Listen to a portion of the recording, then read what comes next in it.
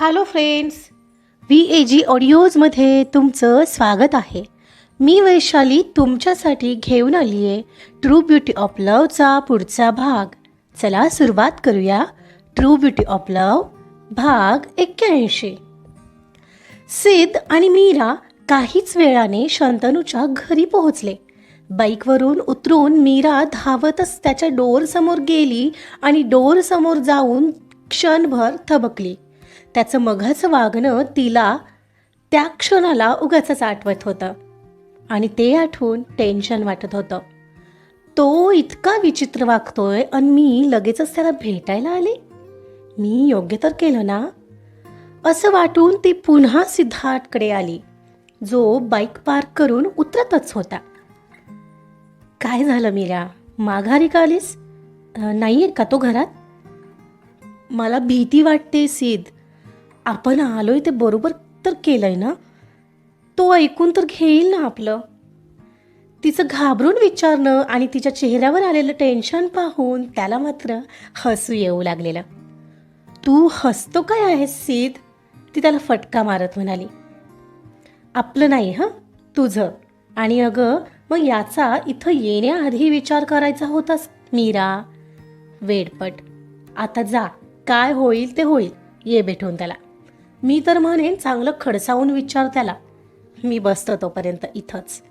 तो बोलत खरंच तिथंच एक कट्टा होता, तिथं बसला. तो असं बाहेरच बसलाय पाहून मीराला वाईटच वाटलेलं. सिद्ध, थँक्स आणि सॉरी. मी तुला खूप त्रास देते ना? ती बारीक तोंड करून त्याचा हात पकडून म्हणाली. हो तर काय, माझ्या अख्ख्या लाईफची वाट लावली आहेस तू. जा आता. तो असं हसून म्हणाला तसा त्याला एक फटका मारूनच ती पुन्हा डोरबेल वाजवायला गेली. त्याला मात्र आपल्या या ट्रॅजेडीवर हसावं का रडावं तेच कळत नव्हतं. मीरा शंतनूच्या डोअर पुढे आली आणि तिने मोठा श्वास घेतला. मगच डोरबेल वाजवू लागली. शंतनू त्या हॉटेलमधून डायरेक्ट घरीच आला होता, हर्ट झालेला. त्याने घरी येताच सरळ बेडवर झोकून दिलेला स्वतःला आणि मोकळं करू लागलेला.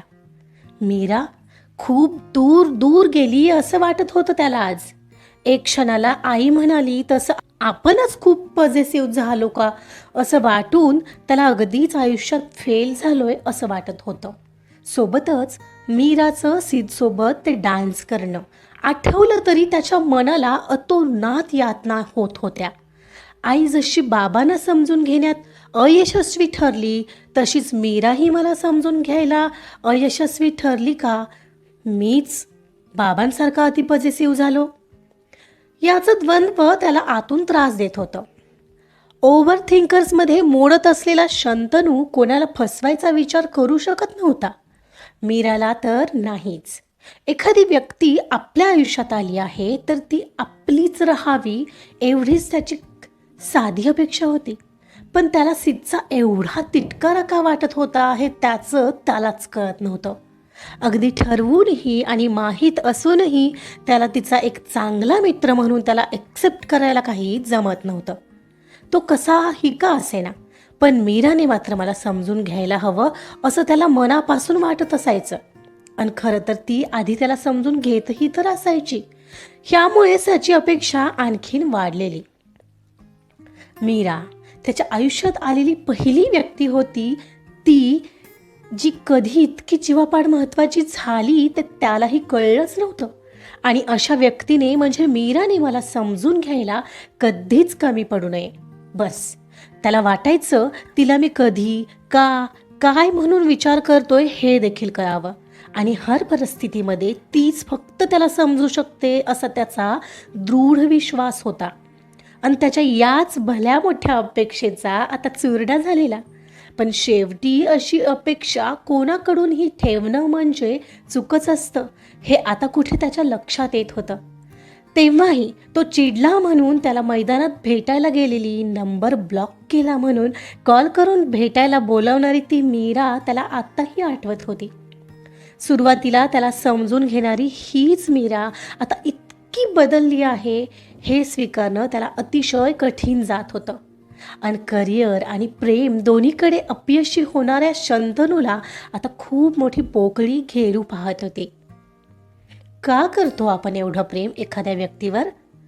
का ती एवढी श्वासा इतकी महत्त्वाची होऊन जाते? का तिच्यावर एवढा हक्क दाखवतो आपण की तिनं सतत समजून घ्यावं अशी अपेक्षा करतो का?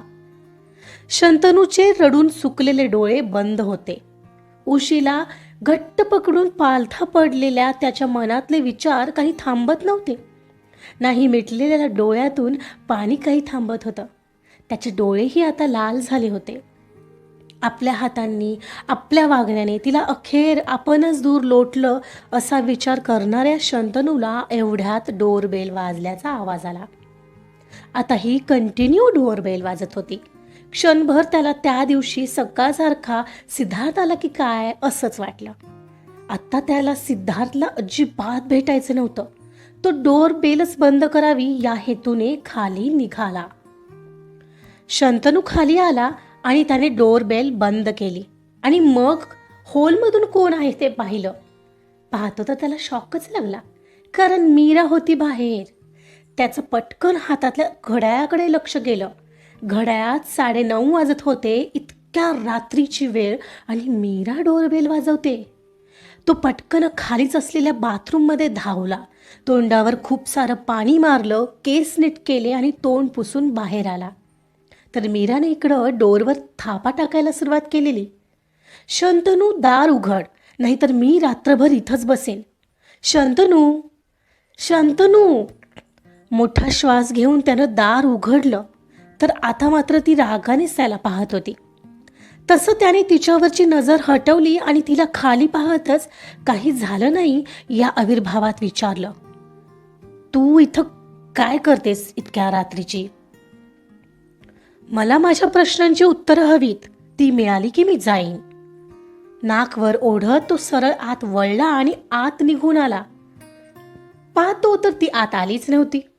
मग त्याच्या लक्षात आलं, तो तिला बोललाच नव्हता आत ये, आणि म्हणूनच कदाचित ती बाहेर थांबली असेल.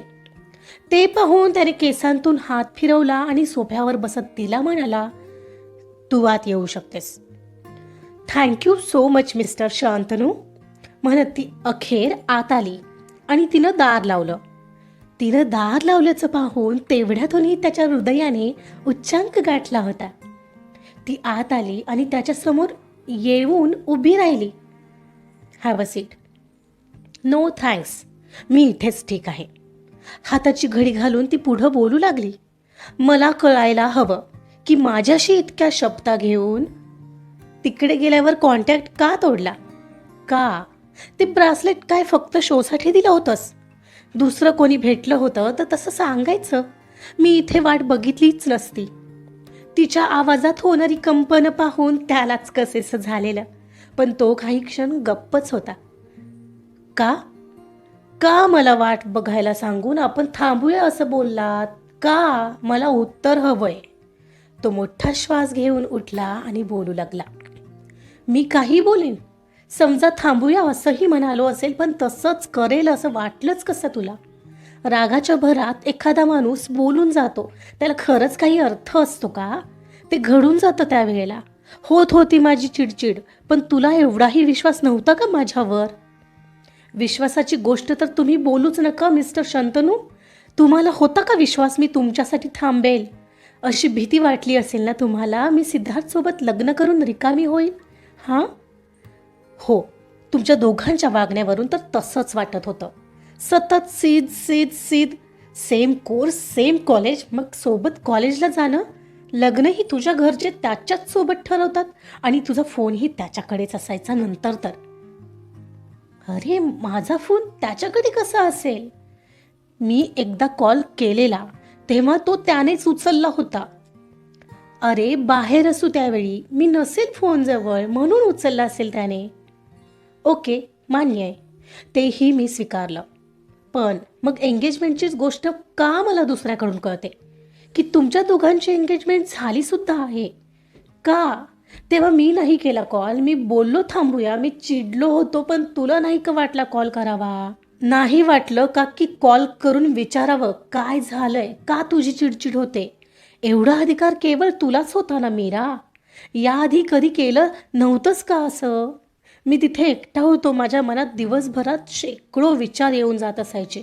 मी कोणाशी बोलणार होतो? एकतर वेळेचं गणित जुळत नव्हतं बोलताना आणि बोलणं कमी होत होतं. मी काय करायचं होतं मीरा? तुझी गरज असताना साधं बोलूही शकत नव्हतो मी आणि तू मात्र सतत त्याच्यासोबत. तो बोलतानाही थरथरला. फोन करायला समोरच्या माणसाने फोन उचलावा लागतो शंतनू. त्याने जर का ब्लॉक करून टाकलं असेल तर समोरच्याने कोणाला फोन करायचा सांगशील का तू? कॉल लागत नाहीत म्हणून त्या ब्रासलेटवर कितीदा तरी आय मिस यूचा मेसेज पोहोचवायचा प्रयत्न केला होता मी. त्याचे रिप्लाय तरी द्यावे वाटले का तुला?